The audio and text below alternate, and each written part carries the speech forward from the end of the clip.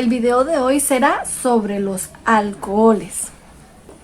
Cuando escuchamos la palabra alcoholes, generalmente pensamos de manera automática en esa sustancia que tienen las bebidas embriagantes que le da sus propiedades características. Pero la verdad es que los alcoholes son una familia muy grande de compuestos orgánicos donde el etanol es solamente uno de sus principales representantes.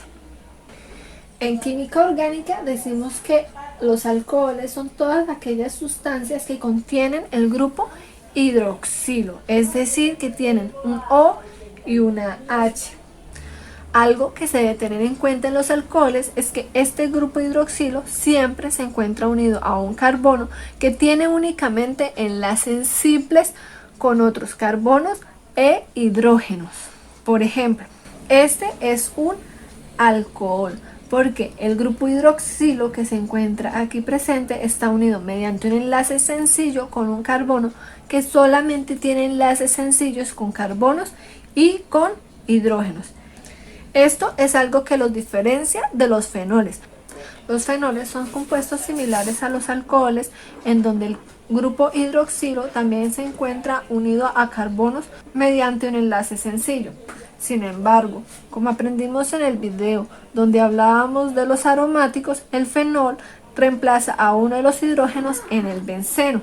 En este caso no se puede decir que el carbono al que está unido el grupo hidroxilo tenga únicamente enlaces sencillos porque, como recordamos, los enlaces dobles del benceno se encuentran girando constantemente en un fenómeno que nosotros llamamos resonancia. Estos enlaces dobles les dan al fenol unas características químicas diferentes a la de los alcoholes. También son la causa de que el fenol sea también conocido como ácido carbólico o ácido fénico, y también son la razón por la que este compuesto se encuentra a temperatura ambiente, generalmente en estado sólido, diferente a lo que ocurre con la mayoría de alcoholes.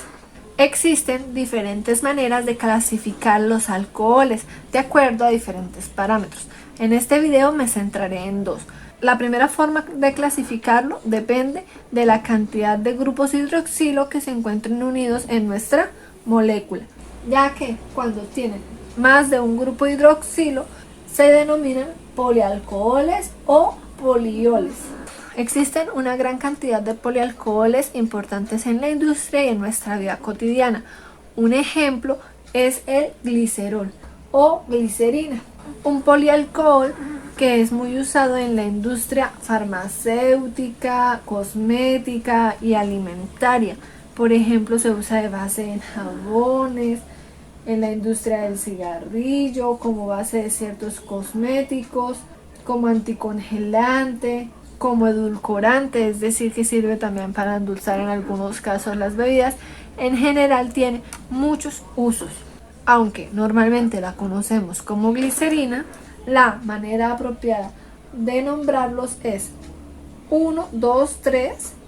Como tiene 3 carbonos, se utiliza el prefijo prop, y como tiene 3 grupos alcoholes, tri, y la terminación ol. El nombre apropiado de la glicerina vendría a ser 1, 2, 3 propanotriol. Una de las tantas aplicaciones de los polialcoholes en la industria está en la parte alimentaria como edulcorantes. Los polialcoholes tienen un aporte calórico muy bajo, por eso es frecuente encontrarlos en productos dietéticos que aparecen etiquetados como sin azúcares añadidos. Un ejemplo de un polialcohol que se utiliza para tal fin es el xilitol, que es también conocido como azúcar de abedul.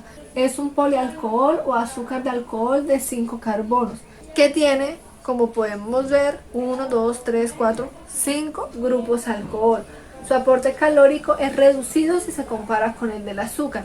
El azúcar por gramo tiene un aporte calórico de 4 calorías, mientras el xilitol solamente tiene 2.4. También tiene como ventaja que él, a diferencia del azúcar, no promueve las caries en la boca del ser humano, pero tiene como desventaja que su consumo excesivo puede tener un efecto laxante. Estructuralmente hablando, se puede decir que hay 3 tipos de alcoholes: los primarios, secundarios y los terciarios, dependiendo del tipo de carbono al que se encuentre unido el grupo hidroxilo.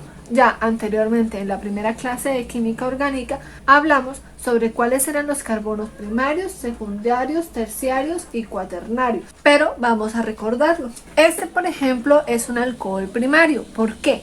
Porque el grupo hidroxilo se encuentra unido a un carbono que solamente tiene un enlace con otro carbono. Este alcohol, en cambio, tiene el grupo hidroxilo unido a un carbono que, como es un alcohol, tiene únicamente enlaces sencillos, pero que está unido a dos carbonos diferentes. Por lo tanto, este carbono de acá es un carbono secundario, lo que hace que este sea un alcohol secundario. En este caso vemos que el grupo alcohol se encuentra unido a un carbono que solamente tiene enlaces sencillos como en todos los alcoholes, pero este carbono se encuentra unido a 1, 2, 3 carbonos diferentes.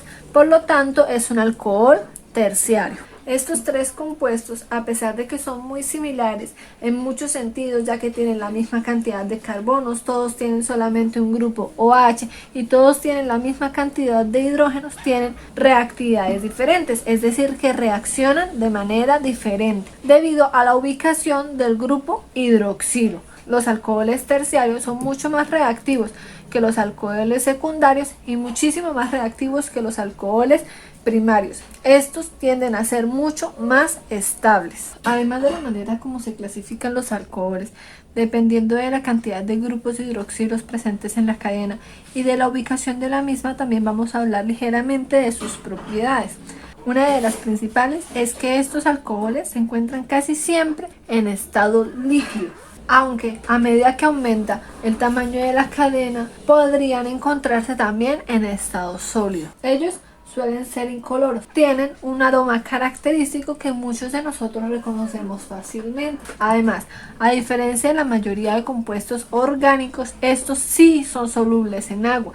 La razón es que el grupo hidroxilo presenta un gran parecido con la molécula de agua, pudiendo formar lo que el año pasado vimos como puentes de hidrógeno, permitiendo la solubilidad entre estos dos compuestos. También es la razón por la que a veces se presenta la dificultad para poderlos separar. Aunque los alcoholes suelen tener un punto de ebullición mucho más bajo que el agua, entre mayor es la concentración del alcohol en la solución, es más difícil su separación, debido a que estos puentes de hidrógeno tienden a ser difíciles de romper.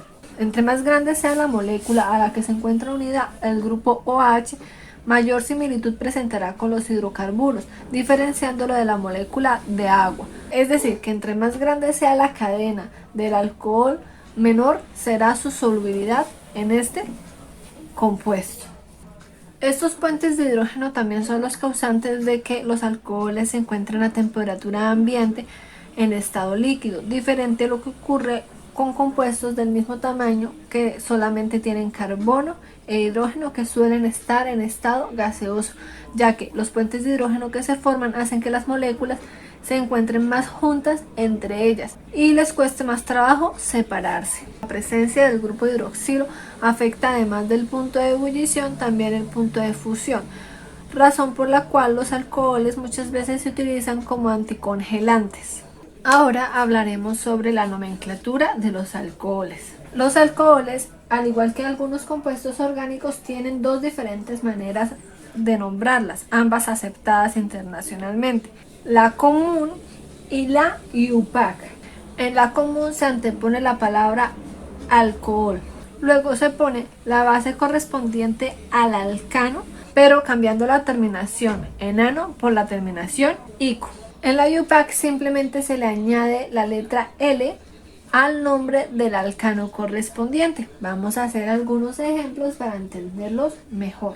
Tenemos este compuesto que fue el mismo que escribí inicialmente. Vamos a nombrarlo primero por la nomenclatura común. En la nomenclatura común iniciaríamos con la palabra alcohol. La base del alcano del que proviene, tiene 4 carbonos, entonces por lo tanto sería butano, pero cambiando la terminación ano por la terminación ico. Por esa razón queda como alcohol butílico. Por la nomenclatura IUPAC es aún más sencillo, porque es el nombre del alcohol del que proviene, que es butano, agregándole una L al final, es decir, queda butanol. Ambos nombres son totalmente válidos, sin embargo, se recomienda utilizar el nombre IUPAC. Es por esa razón que cuando escuchamos hablar sobre el alcohol presente en las bebidas embriagantes, puede ser que lo escuchemos como etanol o como alcohol etílico. Ambos son nombres para el mismo compuesto igualmente válidos. Vamos a hacer otros ejemplos un poquito más complicados. Tenemos este compuesto y vamos a nombrarlo. Lo primero que hacemos es fijarnos cuántos carbonos tiene. Tiene 1, 2, 3, 4, 5 carbonos. Por lo tanto, sabemos que es un pentanol. Luego, numeramos, buscando siempre que el grupo hidroxilo quede en el menor número posible. Por eso comenzamos a numerar desde acá. Y escribimos los números en los que se encuentran los grupos hidroxilos. Están en el 2 y en el 3. 2,3. Sigue el nombre del alcano del que provienen, en este caso es pentano. Y la IUPAC me dice termine con la letra L. Pero aquí hay algo muy importante que debemos tener en cuenta. Tiene dos grupos hidroxilo, por lo tanto es necesario mencionarlo. Diol. Que siendo el nombre correcto según la IUPAC 2,3 pentanodiol. Vamos a nombrar ahora este compuesto. Lo primero que hacer es numerar desde el carbono que tenga más cercano el grupo hidroxilo, siendo este el primer carbono. Luego nombramos primero los sustituyentes que tenga en orden alfabético. Como solo tiene un sustituyente diferente al grupo hidroxilo, lo nombramos. Está en la posición 3, entonces es 3-metil. Luego nombramos la posición en la que está el grupo alcohol, que viene a ser 1. Y ahí sí el nombre del alcano del que proviene terminando con la letra L. El alcalol que proviene es de 5 carbonos, por lo tanto es un pentano. Con ello al final quedando pentanol. Recordemos que en química muchas veces este 1 puede llegar a omitirse, por lo que muchos consideran que su presencia puede llegar a ser redundante. O sea, sabemos que si no se coloca es porque está en el carbono 1. Hagamos un ejemplo más un poco diferente a los que hemos hecho. En estos ejercicios teníamos la estructura y los íbamos a nombrar. Vamos a hacer este ejercicio donde nos dan el nombre y debemos escribir la estructura. Lo primero que hacemos es mirar cuántos carbonos tiene el alcano del que proviene. En este caso se utiliza el prefijo bud, eso quiere decir que tenía 4 carbonos. Y dibujamos la cadena principal. 1, 2, 3, 4 carbonos. Para los estudiantes que aún tengan problemas con la forma de zigzag de representar las moléculas orgánicas, pueden hacerlo también de esta manera. Lo importante es que comprendan qué significa. Ahora numeramos los carbonos. Me dicen que en el carbono 3 hay un metil, por lo tanto hay un CH3. Y en el carbono 2 se encuentra el grupo alcohol, siendo esta entonces la estructura correspondiente a este nombre.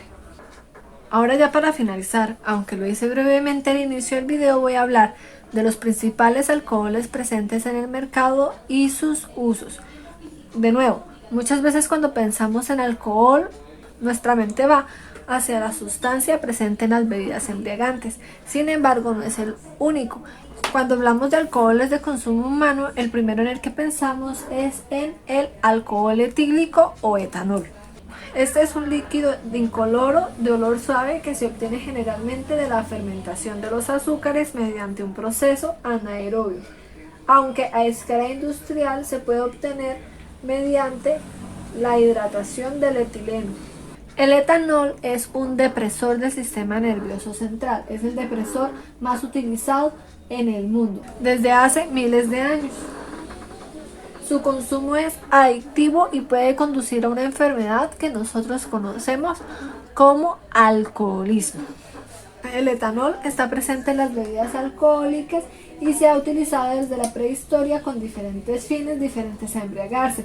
Fines que van desde razones higiénicas, dietéticas, medicinales, religiosas y pues obviamente pues también recreativas. Se encuentra presente en las bebidas embriagantes en porcentajes que varían dependiendo de la bebida y de la pureza de la misma. Por ejemplo, en las cervezas normalmente el porcentaje va del 4 al 10%, en el vino el porcentaje de alcohol es un poco superior, variando del 8 al 12%. El aguardiente, bebida muy común aquí en Colombia, tiene un porcentaje de alcohol desde 25 al 35%, y una de las bebidas con más alcohol presente vendría a ser lo que es tequila, whisky, vodka, que van desde el 40 hasta el 60%. El etanol, que se utiliza para consumo humano, proviene únicamente de la fermentación. El alcohol, que se utiliza con fines antisépticos, no siempre proviene de la fermentación, por lo que es muy riesgoso su consumo. Por lo que las empresas que lo producen hacen algo que llama desnaturalización, es decir, que se le agrega un químico que tiene un sabor desagradable para prevenir que las personas lo consuman. Generalmente nosotros los seres humanos no consideramos al etanol una sustancia excesivamente peligrosa para el ser humano, pero las consecuencias de su consumo pueden variar desde efectos leves como sensación de bienestar. Sin embargo, su consumo puede ser altamente peligroso. El etanol puede causar coma etílico, pérdida de conocimiento, parálisis respiratoria aguda, incluso la muerte. Otro alcohol que nosotros los seres humanos utilizamos es el metanol, es decir, el alcohol que tiene un solo carbono. El metanol se considera una sustancia venenosa. Sin embargo, tiene un efecto sedante mucho menos potente que el que tiene el etanol. Y otros alcoholes de cadena más larga como el propanol, el isopropanol. Bueno, la ingesta de metanol para el ser humano puede causar fatiga, la muerte, incluso si se ingiere en pequeñas cantidades. Muchas personas han muerto cuando han ingerido bebidas alcohólicas de dudosa procedencia y que contenían pequeñas cantidades de metanol. Por eso es que hay que tener tanto cuidado, revisar las etiquetas de las bebidas embriagantes. El metanol tiene diferentes usos a nivel industrial. Se emplea como materia prima en la fabricación de formaldehído, también como anticongelante en vehículos, se emplea como combustible en algunas estufas, como solvente de tintas, en resinas, en adhesivos, en biocombustibles. También se puede utilizar en ocasiones como combustible para producir combustión interna de motores. Ahora voy a hablar exclusivamente del alcohol de botiquín. Como dije anteriormente, generalmente se emplea etanol, al cual le agregan unas sustancias que se consideran desnaturalizantes para introducirles un sabor desagradable. Pero también se puede utilizar otros alcoholes como el alcohol isopropílico, el cual también tiene efecto sedante, pero es altamente tóxico, por lo cual no es apto para beber.